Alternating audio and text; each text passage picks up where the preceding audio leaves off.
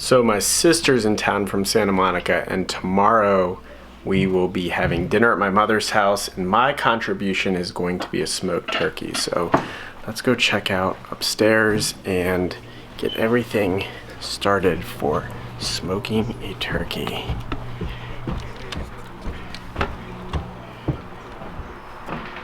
What are you doing? Crafting. Crafting? With who? What? With who? My friend. You cannot see her face. No face, no. Move your hand. She can't be on YouTube. Camilla, do you want to be on YouTube? Okay, she's giving. Nope, missed a chance. All right. So we're gonna smoke a turkey. Let's get started. So I have this 18-pound turkey from Maple Lawn Turkey Farms, which is a great turkey farm locally. My dilemma is it's frozen. So it's been sitting out on the counter for 5 hours, but my thought is I'm gonna brine it. So if I put it in the briner bucket, frozen, put it in the fridge, hopefully by tomorrow, and I won't need to start this till noon tomorrow. So it's 4 o'clock now. I'll have all night. Tomorrow at noon I'll pull it out and we'll throw it on the smoker. So hopefully that's enough time to get this thing defrosted, but we'll find out. So I'm using this Oak Ridge Barbecue Game Changer brine and injection to brine the turkey, and it calls for 1 cup of brine for every 64 ounces of water. So we're gonna fill this thing up, get the turkey in there. Hopefully this will not slow down the thawing process.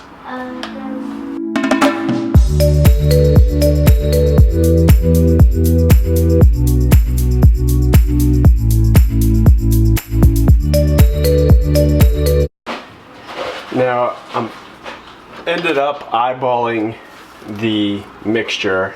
I didn't do 1 cup for every 64 ounces. I probably did a little bit more water. It looks a little bit strong, but we'll find out. This is going to be the interesting part because this thing is frozen. I don't know if I'm going to be able to get all the giblets out of the center of it. Giblets? Is it giblets or giblets? I don't know. So I think I'm going to have to put this in as is, and then as it defrosts, I'll hopefully be able to pull that out.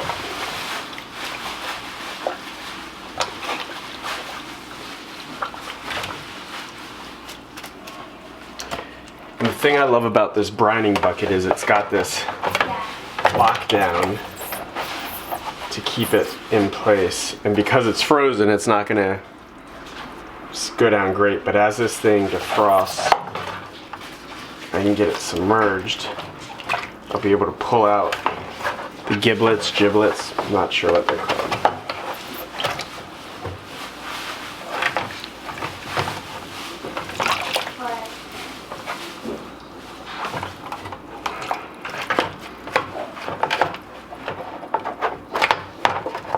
My hope and thought is that the salt in this mix will be the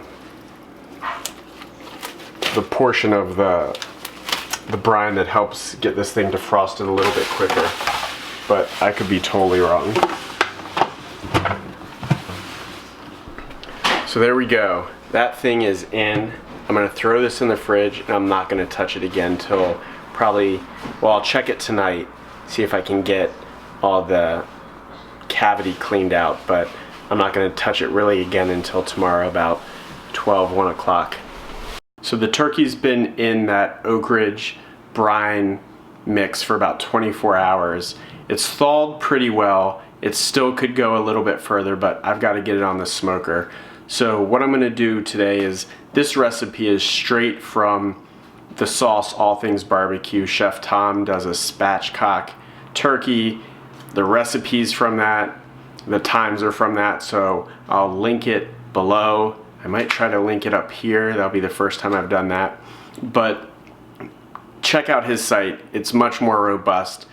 What you're getting here is more of a novice that's trying to replicate what he did. Seasoning they use in that recipe that I'm using as well is the Oak Ridge Barbecue Santa Maria. It's it's got some sugar in it, some black pepper, salt, parsley. So it looked like a pretty savory seasoning, so that's what I'm going to use. What we're going to do right now is try to remove the backbone and get this thing flat so it can cook evenly, and I'm going to put it on a tinfoil tray so we can collect all those juices and go from there. What we're going to do now is try to remove the backbone to get this thing so it'll lay completely flat. If it's laying flat, it'll cook evenly. This is the first time I've done this process, so bear with me. I'm going to probably have Cameron come in and help me season it just so I don't have to take my gloves off. But yeah, wish me luck.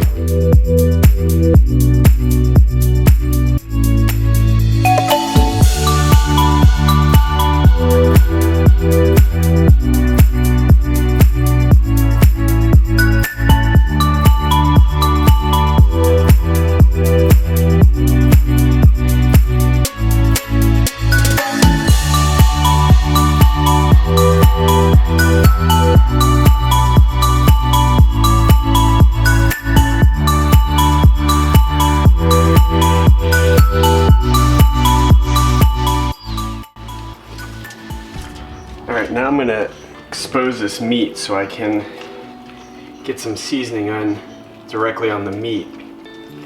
So I'm just working my fingers under the skin to loosen the meat or the skin from the meat.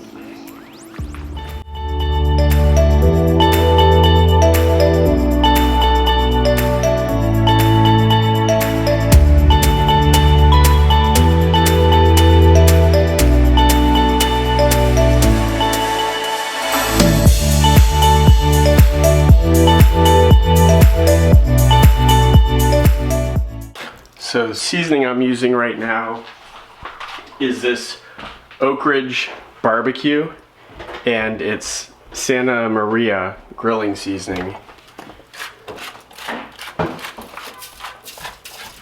So Cameron came in and helped me, and what we did was we pulled back the skin just so we could get all the seasoning on the meat, so it's on the meat as well as the skin. You don't just want it on the skin because then it won't penetrate the meat.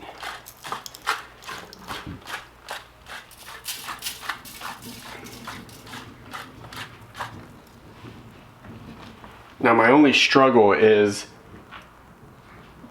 this bird isn't completely thawed, so I want it to lay flat, but what I'm going to do is I'm going to get set up, I'm going to put it on the smoker, and then about 30 minutes once there's heat in it, then I'm going to come back and get it to lay flat. So now that the bird's all seasoned, the next thing I want to do is get these meat thermometers in. I'm going to put one in the breast, and I'm going to put one in the thigh, just so I have them in two different spots.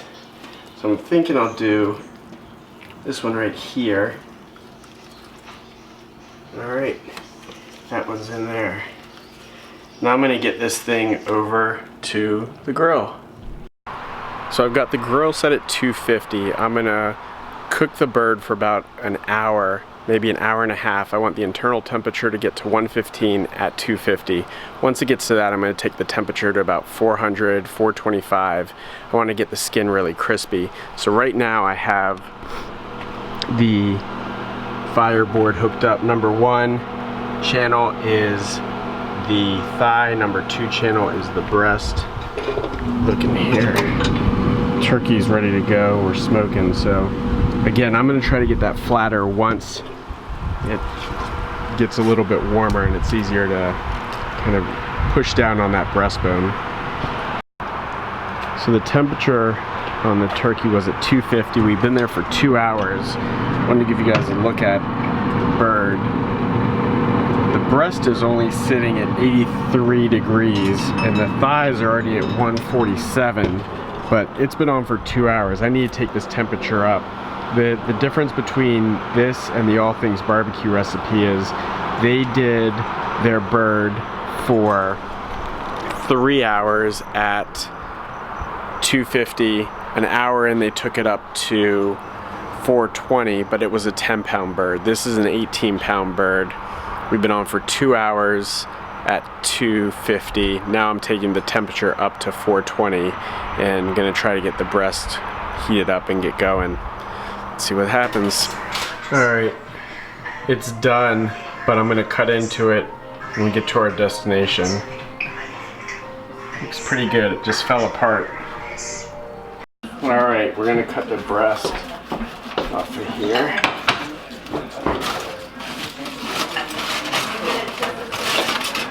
Actually, no. But it was so good though.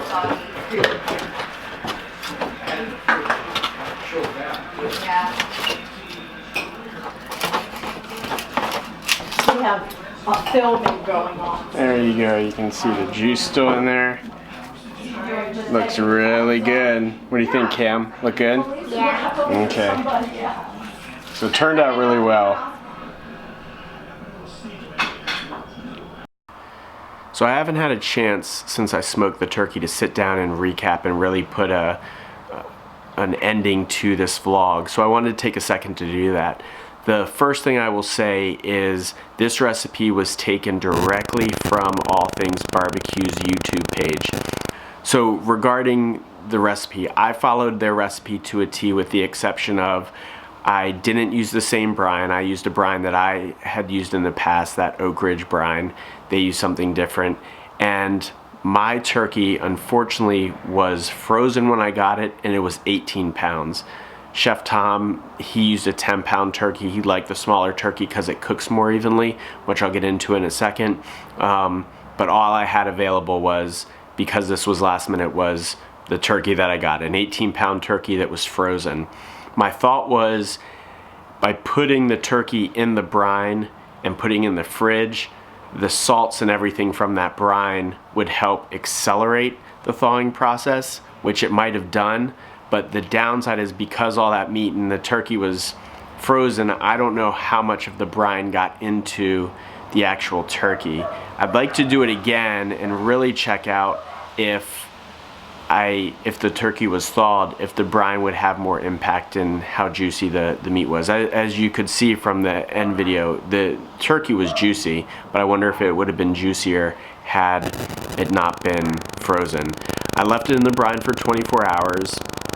Because of the size and because it was frozen, mostly thawed when I got it out, when I went to spatchcock the turkey, it was a little bit hard to cut through, but then when I went to really split it and lay it flat, the breastbone, either because the turkey was so large, it was hard to really get it to lay flat, or just because it was still frozen a little bit in that area, it was hard to get to lay flat.